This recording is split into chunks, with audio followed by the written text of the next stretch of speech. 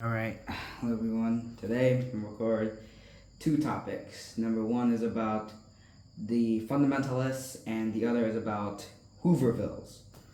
So let's start. First, the fundamentalists. Back in the roaring 20s, when everything was going great, the stock was going up, people were buying more things, getting new electrical appliances, dancing in clubs to jazz music. And then there were the fundamentalists. Basically, think of them as where's your generation? Think of them as like Gen X and Gen Y, right? They're like, you kids are spending too much time on clubs and alcohol. You should go back to the word of the Lord. You should stop spending so much on leisure. Something bad's gonna happen if we don't listen to the name of God. And sure, nobody believed them, but they were still a large part because a lot of people are old. All right, every decade we have old people. All right, because everyone's gonna get old, even me, you, everyone watching this. So another thing is the fundamentalists were partially right. All right, because you spend a lot of money and then boom, and Great Depression starts, 1929. Stock market crashed. All right. And basically the fundamentalists during the Great Depression are like, see, told you should listen to the name of the Lord. But still, no one, even the ones, didn't listen, and the ones who did listen, none of them benefited from it, alright? God did not leave anyone out. Literally, it was fair and square. Alright? So now let's talk about Hoovervilles. It's called Hoovervilles because it was taking place during a time of, the rule of President Herbert Hoover, who was president after Calvin Coolidge retired because the 2-term limit thing wouldn't be a thing until Franklin D. Roosevelt, FDR, right? Because he served for like 4 terms, and we're like, no, we shouldn't do that.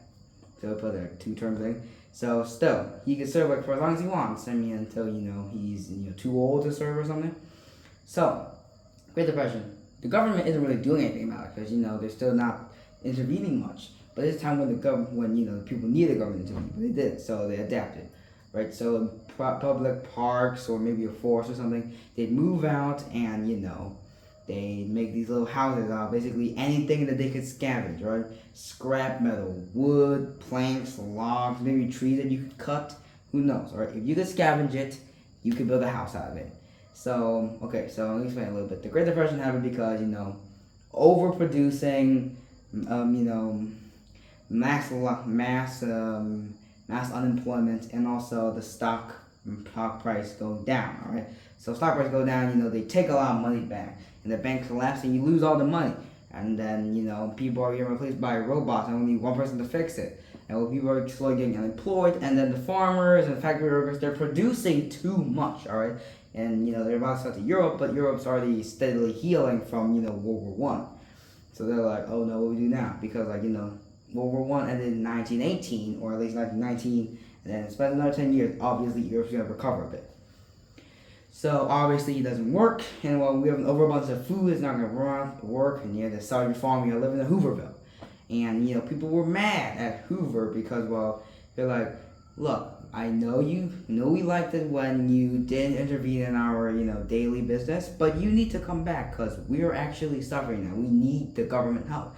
But they're not. So basically, people did not like Hoover. All right, that's why they call it Hooverville. So you're the reason that the Great Depression is still here. All right, we're gonna call it Hooverville because that's what you did. So I just explained to you the fundamentalists and the frustration of the people living inside of Hooverville. All right, and also fun fact: Hoovervilles usually had starvation. Not a surprising thing, and it's also called the Great Depression because a lot of people were depressed. All right. Obviously, because some of the press, people are going to pew themselves in the heads occasionally, or maybe commit bye-bye life. All right, I don't think I need to explain what bye-bye life is.